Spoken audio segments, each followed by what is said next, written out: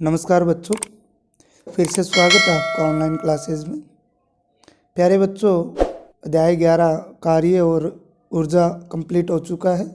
केवल आज के इस वीडियो में पाठ्य पुस्तक के प्रश्न उत्तर जो है उनकी हम लोग बात करने वाले हैं और उसके बाद में आपका ये जो अध्याय है वो पूरा का पूरा कंप्लीट हो जाएगा। प्यारे बच्चों, मैंने पुस्तक के मध्य में दिए हुए प्रश्नों की बात कल वाले वीडियो में की थी। आज के इस वीडियो में जैसा आपको दिख रहा है पाठ्य पुस्तक के प्रश्न हल हम लोग करेंगे। जो पाठ्य पुस्तक के प्रश्न है उनको हल हम लोग करेंगे। प्यारे बच्चों, सबसे पहले दिया हुआ है प्रश्न जो है, निम्न सूचीबद्ध क्रियाकलापों को ध्यान से देखिए, अपनी कार्य शब्द की व्याख्या के आधार पर तर्क दीजिए कि इनमें कार्य हो रहा है या नहीं। पहला है, सुमा एक तालाब में तैर रही है। देखिए, सुमा तालाब में तैर रही है तो वैज्ञानिक दृष्टिकोण से कार्य हो रहा है। एक गधे ने अपनी पीठ पर बोझा उठा रखा है। देखिए प्यारे बच्चों, जिस कार्य में बल और विस्थापन दोनों उपस्थित हों तो वो क्या होगा, आपका कार्य होगा। तो जब तालाब में तैरने के लिए हमें बल लगाना पड़ता है और साथ में हम लोग विस्थापित भी होते रहते हैं। इसी प्रकार एक गधे ने अपनी पीठ पर बोझा, जैसे उत्तरों में चल लेते हैं, देखिए क्योंकि कार्य हो रहा है, विस्थापन सीमा वाला हो गया। दूसरा है, एक गधे ने अपनी पीठ पर बोझा उठा रखा है। तो वही बोझा उठा रखा है तो विस्थापन तो कहीं हो ही नहीं रहा। तो देखिए उत्तर कार्य नहीं होगा, क्योंकि बोझे का विस्थापन बल की दिशा में 90 डिग्री पर होता है। ऐसा इसलिए होता है क्योंकि गुरुत्वीय बल के नीचे कार्य करता है तथा वस्तु के बाहर का विस्थापन क्षैतिज दिशा में होता है। तो प्यारे बच्चों, ये बात हो गई इसकी। तीसरा जो है, एक पवन चक्की कुएं से पानी उठा रही है। तो बिल्कुल पवन चक्की कुएं से पानी अगर उठा रही है तो बिल्कुल कार्य हो रहा है। एक इंजन ट्रेन को खींच रहा है तो बिल्कुल कार्य हो रहा है। देखिए मैं आपको दिखा देता हूँ, कार्य हो रहा है। इस स्थिति में कार्य नहीं हो रहा क्योंकि बल और विस्थापन 4 नंबर इंजन वाले में होगा कार्य। इसके बीच में हमने एक छोड़ दिया। हाँ, एक हरे पौधे में प्रकाश संश्लेषण की प्रक्रिया, तो इसमें कार्य नहीं हो रहा। अनाज के दाने सूर्य की धूप में सूख रहे हैं। भाई अनाज के दाने सूर्य की धूप में सूख रहे हैं तो किसी प्रकार का कोई कार्य नहीं होगा। ठीक है। और लास्ट वाला जो आपका है 6 नंबर, एक पाल नाव पवन ऊर्जा के कारण गति सी है। एक पाल नाव पवन ऊर्जा के कारण क्या है, गति सी है। तो प्यारे बच्चों, इस स्थिति में कार्य होगा, क्योंकि पवन ऊर्जा द्वारा बल लगाने पर ही नाव क्या कर सकती है, गति कर सकती है। तो प्यारे बच्चों, पहला प्रश्न ये था जिसका उत्तर आपके हो गया है। इसके बाद में चलते हैं आगे वाले, कि एक पिंड को धरती से किसी कोण पर फेंका जाता है। यह एक वक्र पथ पर चलता है और वापस धरती पर आ गिरता है।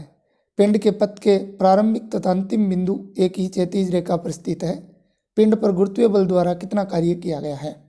प्यारे बच्चों, सबसे पहले तो पिंड के पथ के प्रारंभिक तथा अंतिम बिंदु एक ही क्षैतिज पर है। किस पे है, एक ही क्षैतिज पे है। ध्यान रखना, क्षैतिज मैंने आपको कई बार बताया है, ये जो रेखा होती है ये क्षैतिज होती है, ये ऊर्ध्वाधर होती है। ठीक है, तो दोनों ही किस पे हैं, क्षैतिज पर हैं, प्रारंभिक बिंदु और अंतिम बिंदु। अर्थात पिंड का विस्थापन क्षैतिज दिशा में हो रहा है। किस में हो रहा है, क्षैतिज दिशा में हो रहा है, मतलब वस्तु इस प्रकार से आ रही है। इसलिए नेट विस्थापन गुरुत्वीय बल की दिशा में ऊर्ध्वाधर नीचे नहीं हो पा रहा है, ऐसे नहीं हो पा रहा है। अतः गुरुत्वीय बल के कारण कोई कार्य नहीं हो रहा है, क्योंकि गुरुत्वीय बल की दिशा और विस्थापन के बीच 90 डिग्री कोण बनता है। अर्थात कार्य W बराबर क्या हो जाएगा, 0 जूल हो जाएगा। ठीक है, ये हो गया आपका। एक बैटरी बल्ब जलाती है।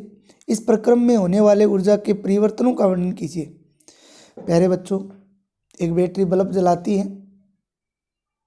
एक बैटरी बल्ब जलाती है, इस प्रक्रम में होने वाले ऊर्जा परिवर्तनों का वर्णन कीजिए।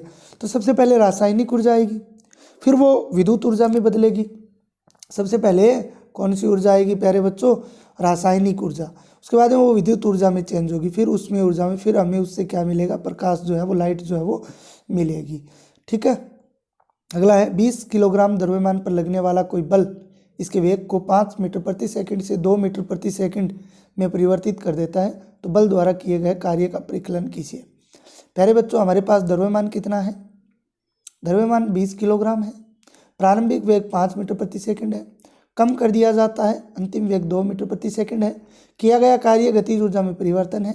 गतिज ऊर्जा में परिवर्तन के लिए सूत्र होता है, प्यारे बच्चों इतना आपको विस्तार से मैं नहीं बता पाया, तो इसका अगर हम देखें तो इस प्रकार से एक सूत्र होता है, उसके हिसाब से फिर हम लोग निकाल लेंगे। प्रारंभिक वेग और अंतिम वेग को माइनस करके आपने शायद दूसरे अध्याय के अंदर इसको निकाल लिया होगा, तो वहाँ पे तो इस प्रकार से निकाल कर 210 जूल कार्य आ जाएगा। इसी प्रकार अगला प्रश्न आपके दे रखा है, 10 किलोग्राम द्रव्यमान का एक पिंड मेज पर ए बिंदु पर रखा है, इसे बी बिंदु तक ले जाया जाता है। यदि ए तथा बी को मिलाने वाली रेखा क्षैतिज है तो पिंड गुरुत्व बल द्वारा किया गया कार्य कितना होगा। देखिए उत्तर जो है हमने सबसे पहले भी बात की थी कि 90 डिग्री का कोण बनता है, इसलिए हम लोग थीटा की जगह 90 डिग्री रखेंगे और इसको निकालेंगे गुरुत्व बल लिख के, तो 10 × 9.8 × s, और बल जो है वो यहाँ पे क्या है, जो थीटा बराबर क्या है, कोस थीटा, कोस 90 डिग्री का मान क्या होता है, 0 होता है, तो इन सब को गुणा करेंगे तो क्या आ जाएगा, 0 आपके आ जाएगा। मुक्त रूप से गिरते हुए एक पिंड स्थितिज ऊर्जा लगातार कम होती जाती है, ये ऊर्जा संरक्षण नियम का उल्लंघन करती है, कारण बताइए। तो इसका कारण आप लोग ये दे सकते हो। इसके बाद अगर हम लोग बात करें उल्लंघन नहीं होता है, अर्थात ये तो हो गया। जब आप साइकिल चलाते हैं तो कौन कौन से ऊर्जा रूपांतरण होते हैं, कि जब साइकिल सवार बल लगाता है और पेंडल घूमता है तो इस प्रकार वह यांत्रिक कार्य कर रहा है, जिसके फलस्वरूप साइकिल के पहिए क्या करने लगते हैं, गति करने लगते हैं, और यांत्रिक कार्य गतिज ऊर्जा में क्या हो जाता है, बदल जाता है। इसी प्रकार दे रखा है, जब आप अपनी सारी शक्ति लगाकर एक बड़ी चट्टान को धकेलना चाहते हैं और उसे हिलाने में असफल हो जाते हैं तो क्या इस अवस्था में ऊर्जा का स्थानांतरण होता है, तो आपके द्वारा वे की गई ऊर्जा कहाँ चली जाती है। तो प्यारे बच्चों, ऊर्जा का स्थानांतरण चट्टानों में विस्थापन नहीं होने के कारण कार्य क्या हो जाएगा, 0 हो जाएगा, और हमारे द्वारा वे की गई ऊर्जा के कारण चट्टान में थोड़ा सा क्या जाएगा, डिफॉर्मेशन हो जाएगा, और ऊर्जा उसे विरूपित करने का प्रयास करने लगती है, जिसे व्यक्ति थकान महसूस करता है और उसमें ऊर्जा में रूपांतरित हो जाती है, पसीने में रूपांतरित हो जाती है। इसी प्रकार किसी घर में 1 महीने में ऊर्जा की 250 यूनिटें व्यय हुई, तो ये ऊर्जा जूल में कितनी व्यय होगी, तो आपको इसको जूल में निकालना है, तो 9 × 10⁸ जूल आ जाएगी। कैसे निकाल कर आप लोग देख सकते हो। ओके, इसके बाद में 10वां दे रखा है, तो प्यारे बच्चों आप लोग जो है 9 तक जो है वो कर लीजिए, 9 तक आपको करने हैं, बाकी आपको करने नहीं है। आपके लेवल के हिसाब से 9 तक आप लोग जो है वो कर लीजिए, बाकी की बात हम नहीं करेंगे, ठीक है। आप लोग 9 तक जो है वो अपने कॉपी में आपको काम जो है वो करना है। तो प्यारे बच्चों, इस प्रकार से हमारा आप ये जो चैप्टर है ये पूरा हो जाता है, और अगले चैप्टर की बात हम जल्दी ही करेंगे। तब तक आप लोग पढ़ते रहें, मस्त रहें और व्यस्त रहें। धन्यवाद।